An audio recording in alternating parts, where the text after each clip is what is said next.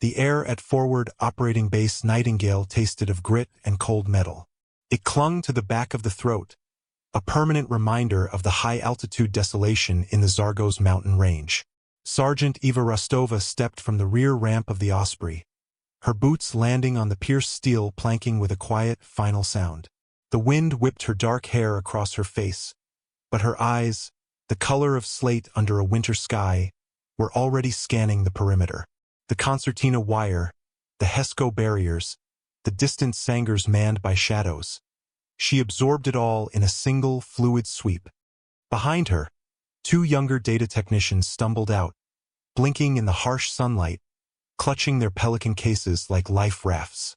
They were loud, their nervous chatter a stark contrast to her stillness. Rostova ignored them. She moved with an economy of motion that was almost unnerving, her duffel bag slung over one shoulder, her posture straight, her presence a compact knot of disciplined energy. General Marcus Thorne watched her approach from the command post entrance, a concrete bunker half buried in the rocky soil.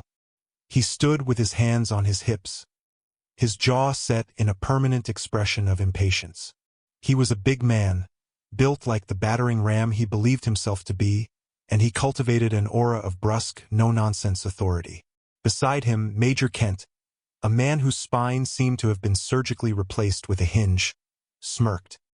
"Is that her?" Kent asked, his voice a low sneer meant only for the general. "The high-speed analyst they sent up from command? Looks like she's barely old enough to buy a drink." Thorne grunted, his eyes narrowing on Rostova. He saw a woman of medium height, lean but not frail, in a clean, perfectly fitted uniform devoid of any distinguishing patches beyond her rank.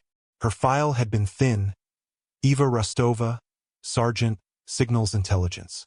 Top marks in analysis, linguistics, and data correlation. A desk jockey.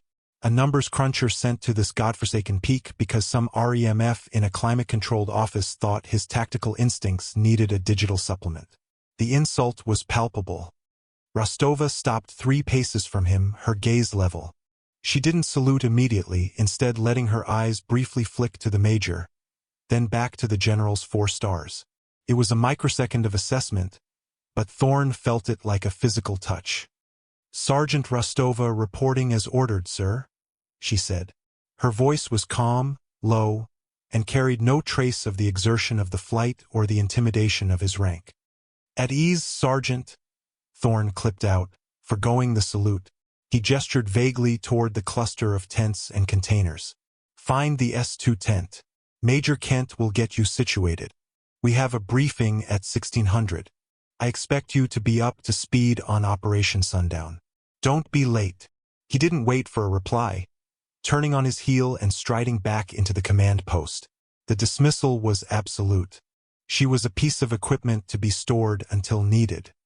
Kent stepped forward, his smirk widening. "S2 is that way, Sergeant," he said, pointing with his chin. "Try not to get lost. It's a big base for a data entry specialist." Rostova's expression didn't flicker. "Thank you, Major." She turned and walked in the direction he'd indicated, her steps even and measured on the gravel. The 2 technicians scurried to catch up, fumbling with their gear. As she walked away, one of the guards at the command post entrance, a corporal with a sunburnt face, muttered to his partner, "She moves quiet." His partner spat, "Quiet don't stop bullets. The general's right. What's some pencil pusher gonna do up here?" Rostova heard them. She heard everything. The whisper of the wind through the comms antennae, the distant clank of a wrench on steel from the motor pool, the precise cadence of the guard's patrol shifts. And she heard the condescension, the casual disdain. It was as familiar to her as the weight of a pack on her shoulders. It was fuel.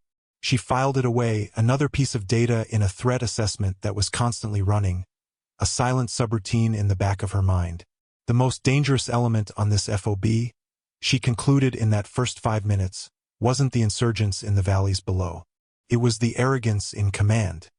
The briefing room was a cramped, windowless container smelling of stale coffee and nervous sweat. A large holographic map of the surrounding valleys dominated the central table, its green and red icons blinking with tactical data. General Thorne stood at the head, radiating impatience. He tapped a thick finger on a red circle designating a fortified enemy compound. Operation Sundown is a go for 0400 tomorrow, he announced, his voice booming in the confined space. Alpha and Bravo teams will insert via the North Ridge here and establish overwatch. Charlie will provide diversionary fire from the east, drawing their main force into this kill box. He gestured with a flourish. Simple, effective. We'll be back for breakfast. He paused, his gaze sweeping over the assembled officers and team leaders. His eyes landed on Rostova, who stood at the back of the room, her arms crossed, her expression unreadable. Before we proceed, the analyst from command has something to add. Sergeant Rostova, you have the floor. Dazzle us with your spreadsheets. A few of his staff officers chuckled. Major Kent's grin was particularly wide. Rostova stepped forward, her movements fluid. She didn't look at the holographic display. She didn't need to. She had memorized every byte of data transmitted from this region for the past 6 months. General, she began, her voice steady. My analysis of recent insurgent comms chatter, cross-referenced with satellite thermal imagery from the last 48 hours, suggests a deviation from their standard defensive posture. Thorne waved a dismissive hand. Deviation? Sergeant, they're predictable thugs. They dig in, they wait, we kill them. It's what they do. Respectfully, sir, the chatter patterns don't indicate a static defense. They indicate coordinated movement. The thermal signatures aren't concentrated in the compound you've marked as the primary target. They show dispersed heat blooms in a dozen caves and overhangs along the western approach, the route you've designated as secure for exfiltration. She paused, letting the information settle. The diversionary attack to the east will function as you expect, but it won't be drawing their main force. It will be drawing a token force. The bulk of their fighters, their veteran cells, are waiting on the West Ridge.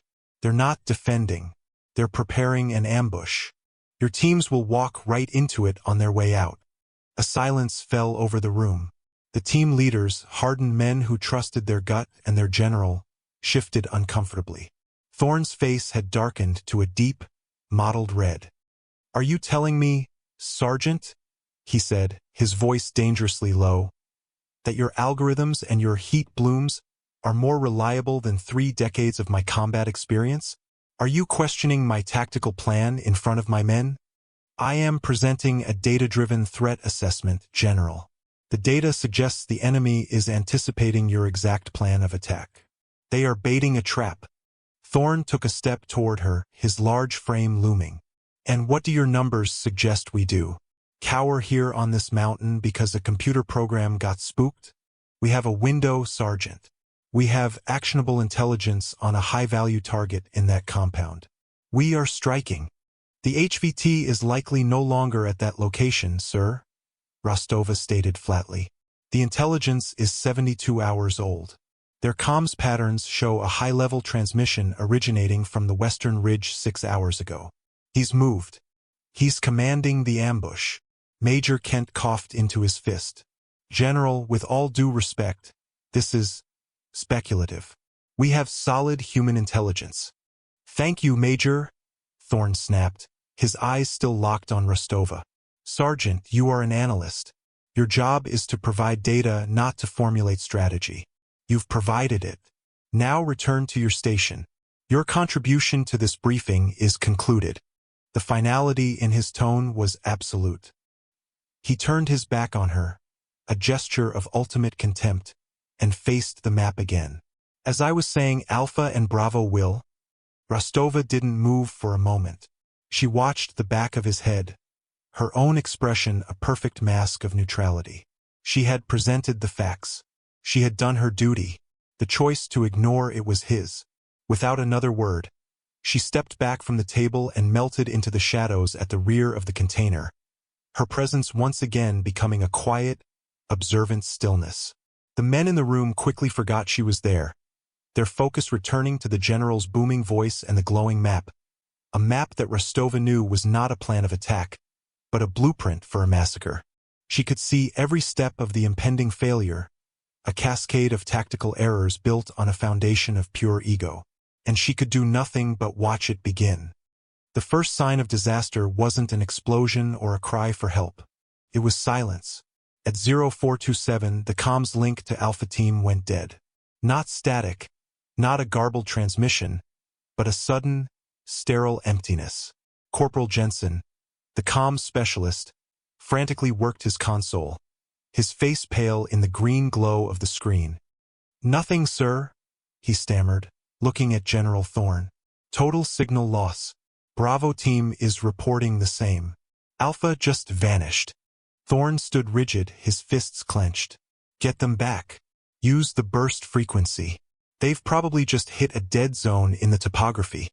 "Sir, we tested those channels.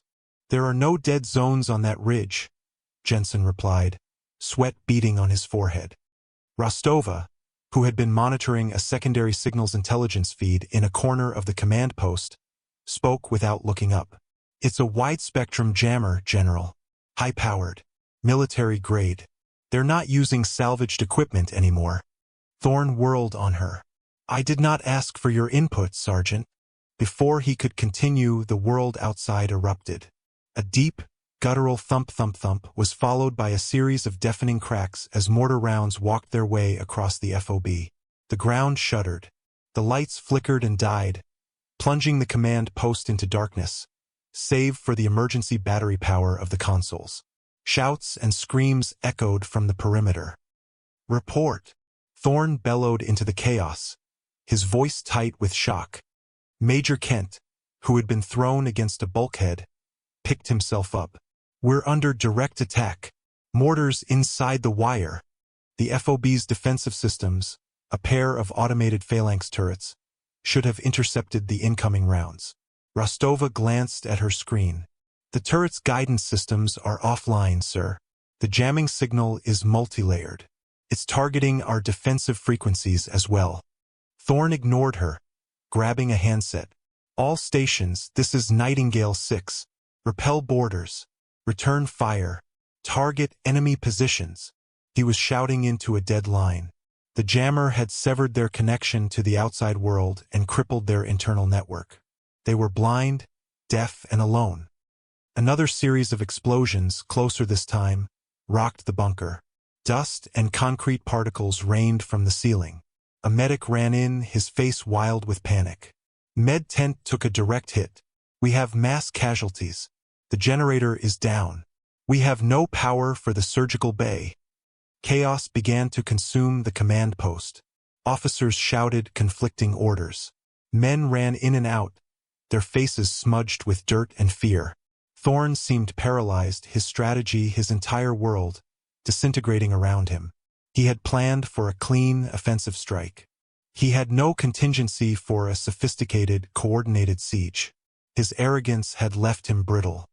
In the midst of the pandemonium, Rostova moved. She wasn't frantic. She wasn't shouting. Her actions were deliberate, precise, and utterly focused. She unplugged her diagnostic tablet from the main console, its internal battery still glowing. She strode to a storage locker and pulled out a standard field medical kit and 3 extra tourniquets.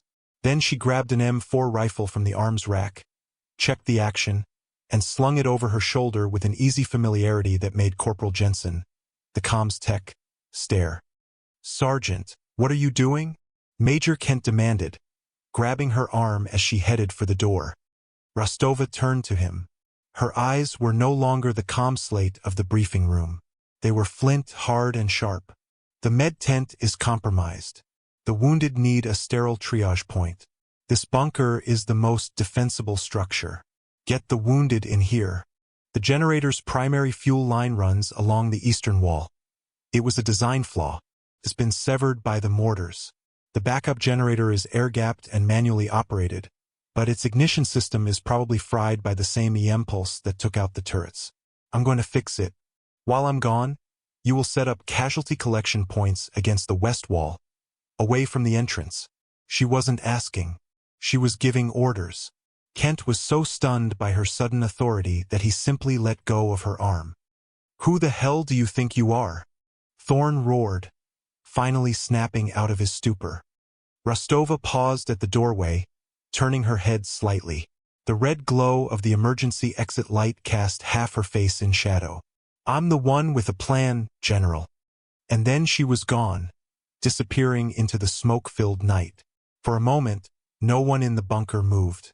They just stared at the empty doorway, the sounds of battle rushing in to fill the void she had left. Then Corporal Jensen, the young comms tech, turned to the others. "You heard her. Get the wounded. West Wall." He was the first to obey the analyst.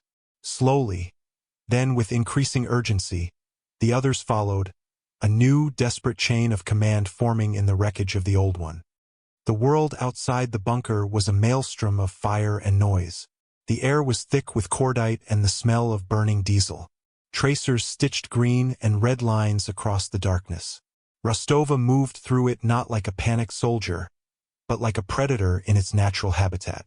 She kept low, using the shadows of damaged containers and shattered HESCO barriers for cover. Her senses were fully alive, processing the cacophony into a coherent tactical picture. Mortars from the south ridge, heavy machine gun fire from the east, pinning down the guards in the main towers. Probing attacks from the west designed to test for weak points. It was a classic multi-axis siege, executed with brutal efficiency. She reached the triage area, or what was left of it. The med tent was a ruin of shredded canvas and twisted metal poles. Medics and wounded soldiers were scattered, some crawling, some screaming. Rostova's eyes took in the scene with cold appraisal. She saw a young private with a severe arterial bleed in his leg, his face ashen. A medic was trying to apply a pressure dressing, his hands shaking too badly to be effective. Rostova was on him in a second. "Give me that," she said, her voice cutting through his panic. She pushed him aside, grabbed a tourniquet from her kit, and expertly cinched it high on the private's thigh, twisting the windlass until the bleeding stopped. "He needs plasma and a litter. Get him to the command bunker. Now!" She moved to the next man, and the next, her hands a blur of efficient motion. She applied chest seals, packed wounds, and directed the able-bodied to carry the critically injured. In less than 3 minutes, she had stabilized 4 men and imposed a fragile order on the raw chaos. The medics, who had been on the verge of breaking, now followed her clipped, precise instructions without question. She was a point of calm in the storm. "The rest of you to the bunker," she commanded. "Go!" As they scrambled away, Rostova turned her attention to the backup generator. It was housed in a small, reinforced shed 50 meters away, across an open patch of ground that was being sprayed with intermittent machine gun fire. She took a deep breath, gauged the rhythm of the bursts, and broke cover. She ran. It wasn't a desperate sprint, but a controlled, balanced dash, her body low to the ground. Dirt kicked up around her feet as a burst of fire tracked her movement. She didn't flinch. She simply adjusted her path, zigzagging with an instinct that seemed to anticipate the gunner's aim. She dove the last 5 meters, sliding behind the concrete generator shed as bullets sparked against the corner where she had just been. The shed door was locked. She didn't waste time looking for a key. She braced herself, aimed her M4, and fired 3 controlled rounds into the lock mechanism. The lock shattered. She kicked the door in and slipped inside. The interior was dark and smelled of ozone. The generator was a massive diesel engine, silent and cold. She pulled a small tactical flashlight from her belt and played the beam over the control panel. Just as she'd suspected, the primary ignition circuit was dead, a thin trail of smoke rising from a melted board. The EM pulse had fried it. Bypassing it would be impossible without tools she didn't have. But there was another way. A manual override, a relic of older designs, was built into the engine block itself, a direct injection primer and a flywheel crank. It was a brute force method, meant for emergencies, and required precise timing and immense physical effort. She found the primer pump and forced it twice, injecting raw fuel into the cylinders. Then she grabbed the heavy steel crank handle, fitting it onto the flywheel nut. She planted her feet, her muscles coiling. The first pull was agonizing. The engine was cold, the oil thick. The flywheel barely moved. Gritting her teeth, she threw her entire body weight into it again, her back and legs straining. The engine groaned, a piston turning over with geological slowness. Sweat poured down her face. The machine gun fire outside was constant now, chewing at the concrete walls of the shed. They knew where she was. She had minutes, maybe seconds. She took a breath, focused, and pulled again, a third time, with a guttural cry of exertion. The flywheel spun a full rotation, then another. The engine coughed, sputtered, and then, with a deafening roar, it caught. The lights all over the FOB flickered, then blazed to life. The automated phalanx turrets, their systems rebooted, swiveled and spat a torrent of fire into the darkness, their Gatling guns ripping the air apart. The incoming mortar fire ceased almost immediately as the enemy positions were suppressed. Inside the shed, Rostova leaned against the vibrating generator, her chest heaving. The immediate crisis was averted, but the fight was far from over. She checked her rifle, chambered a fresh round, and prepared to move back to the command post. The enemy knew their technological edge was gone. Now they would come in force. The lull in the fighting was deceptive, a held breath before the plunge. Rostova made it back to the command bunker, a ghost flitting between pools of harsh, newly restored light. The scene inside had transformed. The west wall was a makeshift hospital, with the medics she had organized working methodically on the wounded. Corporal Jensen was back at his station, frantically trying to unscramble the jammed frequencies. The officers, including a humbled Major Kent, were organizing ammunition distribution. An air of grim purpose had replaced the initial panic. General Thorne stood near the holographic map, his face a mask of fury and confusion. His authority had evaporated, siphoned away by the quiet competence of the woman he had dismissed. "Perimeter reports," Rostova said as she entered, her voice cutting through the low hum of activity. Everyone turned to look at her. Major Kent stepped forward. "East and South towers are holding. The automated turrets have suppressed the mortar teams. But the west wall, they're massing for a ground assault, Sergeant. They're using the rock formations for cover." "It's a breach attempt," Rostova stated, shrugging off her pack. "They'll use RPGs to punch a hole in the HESCO barriers, then flood the gap. The machine gun nests at towers 3 and 4 don't have a clear line of sight on the approach." She pointed to a blind spot on the holographic map, the very area her analysis had flagged hours earlier. "They'll breach here." Thorne finally spoke, his voice grating. "And I suppose your laptop has a solution for that, too?" Rostova met his gaze. "No, General. A rifle does." She turned to a small group of shell-shocked soldiers huddled near the entrance. You, and you," she said, pointing to a corporal and 2 privates. "You're with me. Grab extra ammunition and for smoke grenades." The corporal, a man named Diaz, looked from her to the general, his expression uncertain. "You will do no such thing," Thorne bellowed. "I am in command here. All personnel will hold their positions." Rostova ignored him. Her focus was entirely on the soldiers. "The enemy is going to punch a hole in our wall in the next 5 minutes. We can wait for them to come through it, or we can meet them at the door." "What's it going to be?" Diaz looked at his comrades, then back at Rostova. He saw no doubt in her eyes, only cold, hard certainty. He'd seen her run through machine gun fire. He'd seen the lights come back on. He made his choice. "What are your orders, Sergeant?" he asked. The 2 privates straightened up, their fear replaced by a flicker of resolve. Thorne's face went purple with rage, but no one was looking at him anymore. They were all looking at Rostova. "We're going to set up a new firing position on top of the central supply container," she explained, her voice low and urgent. "It gives us a perfect angle down into the blind spot. We'll use smoke for cover on the approach. Once we're in position, we wait for the breach. We hit them the second they try to come through. We'll be exposed, but we'll have the element of surprise." It was a suicidal plan, or a brilliant one. The soldiers didn't care which. It was a plan, and she was leading it. They scrambled to gather the gear she'd ordered. As she turned to leave, Thorn blocked her path, his massive frame filling the doorway.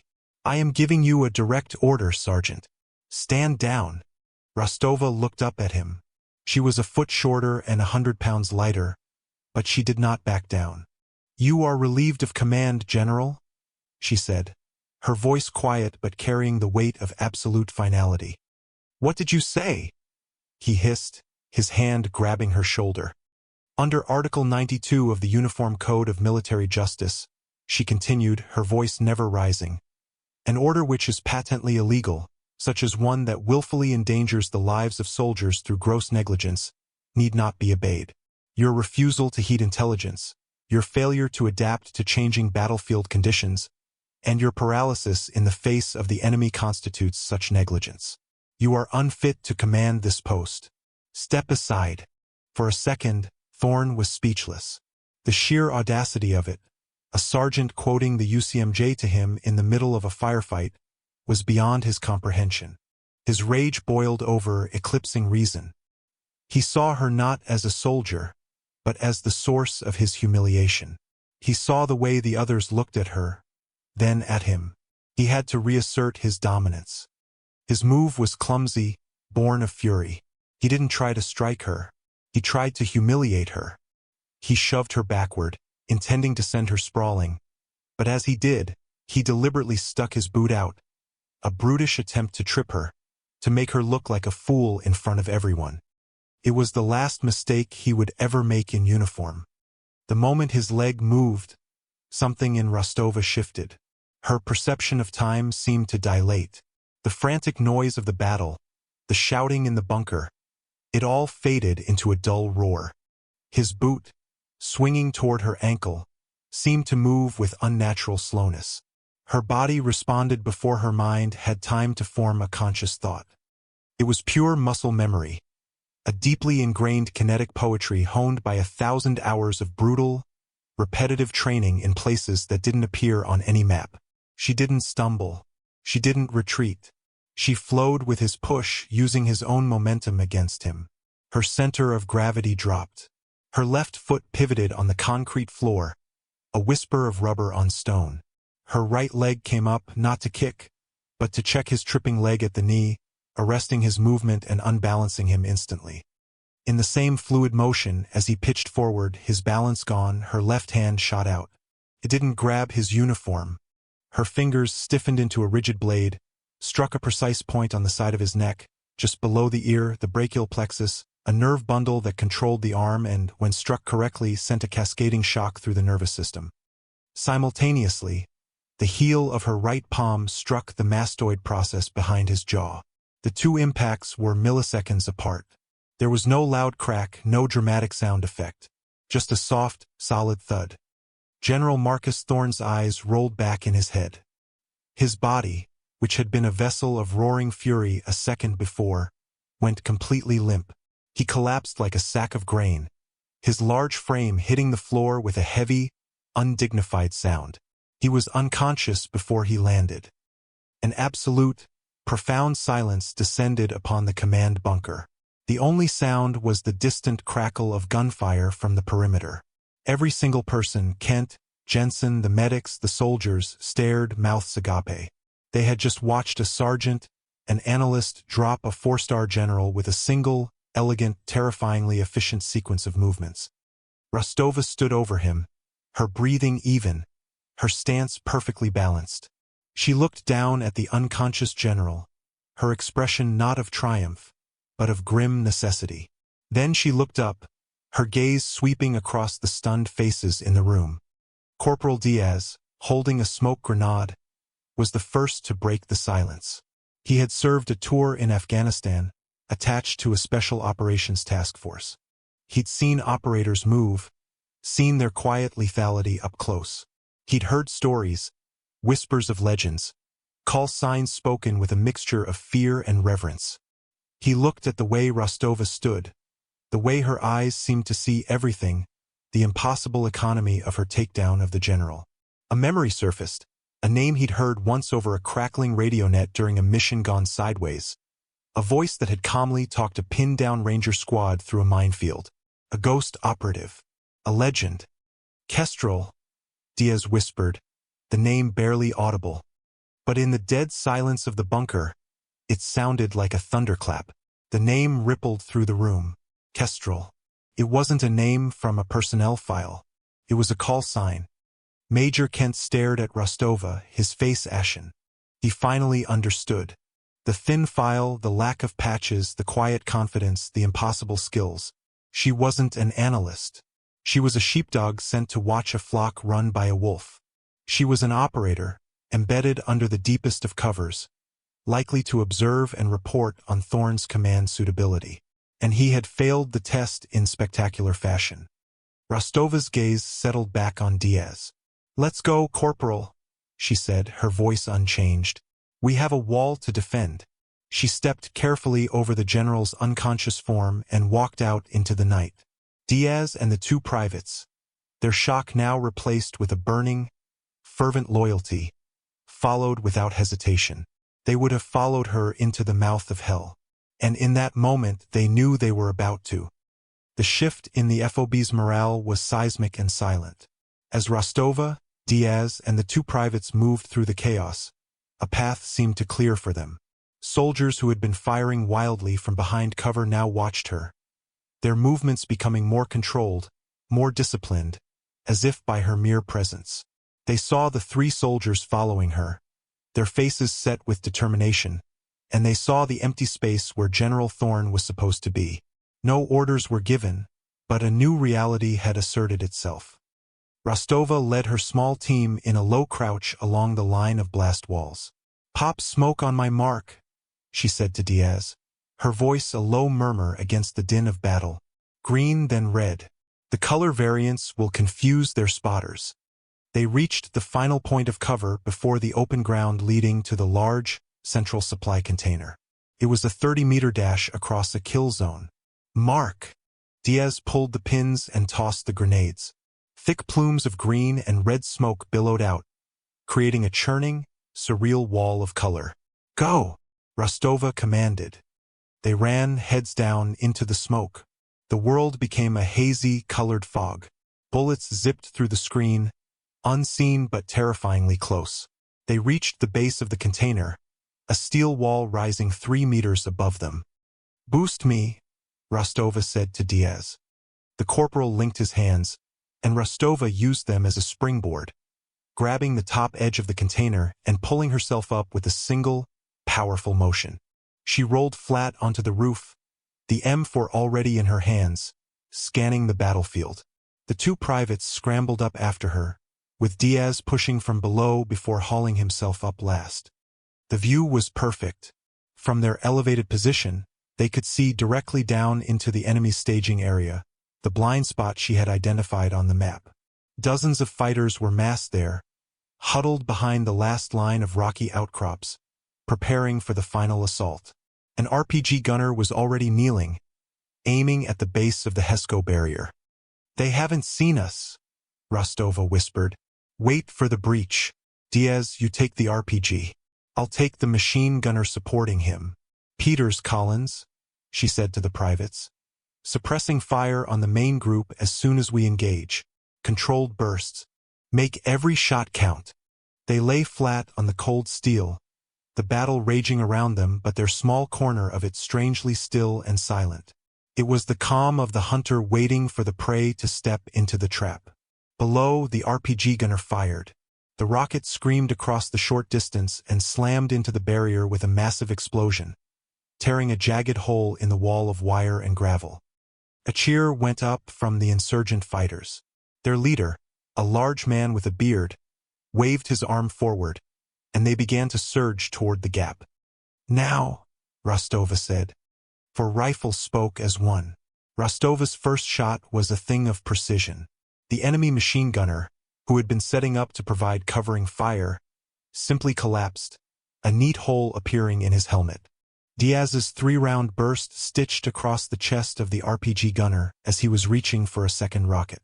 The two privates opened up on the charging group, their fire disciplined and accurate, just as she had ordered. The effect was devastating. The lead insurgents, caught in a perfectly orchestrated crossfire from an unexpected angle, were cut down. The charge faltered, confusion turning to panic. They had expected to pour through a breach into a disorganized defense. Instead, they had run headlong into a prepared kill zone. From the towers, the other soldiers saw what was happening. Inspired by the sudden, effective resistance, their own fire became more focused, more lethal. They began targeting the insurgents who were now scattering, seeking cover from the storm of bullets coming from the top of the container. The tide of the battle had turned in less than 30 seconds. The assault broke. The enemy fighters, having lost their leadership and the element of surprise, began to retreat, dragging their wounded with them. Within 5 minutes, the firing tapered off, replaced by the groans of the injured and the ringing in the ears of the defenders. FOB Nightingale had held. As dawn began to break, casting a pale, gray light over the carnage, Rostova and her team remained on the container, scanning the now quiet battlefield for any sign of movement. The smoke had cleared. The FOB was a wreck of burning vehicles and shattered defenses, but it was secure. Major Kent's voice came over the radio, the first internal communication since the jammer had been activated. His voice was hesitant, stripped of its earlier arrogance. All stations, report status. Diaz picked up his handset.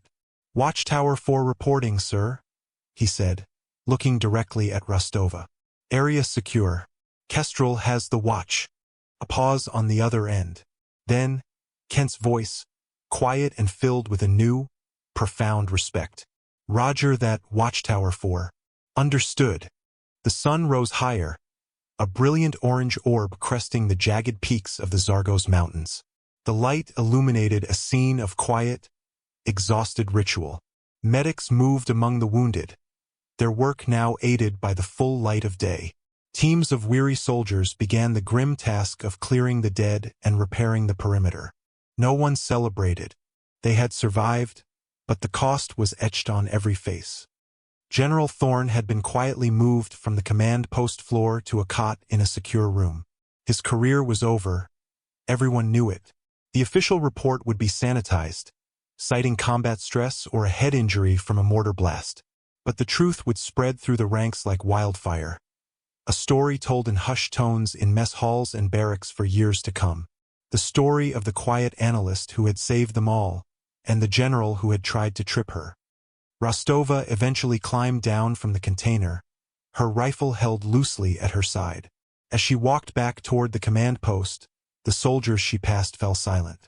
They didn't cheer or salute. They simply stopped what they were doing and watched her go.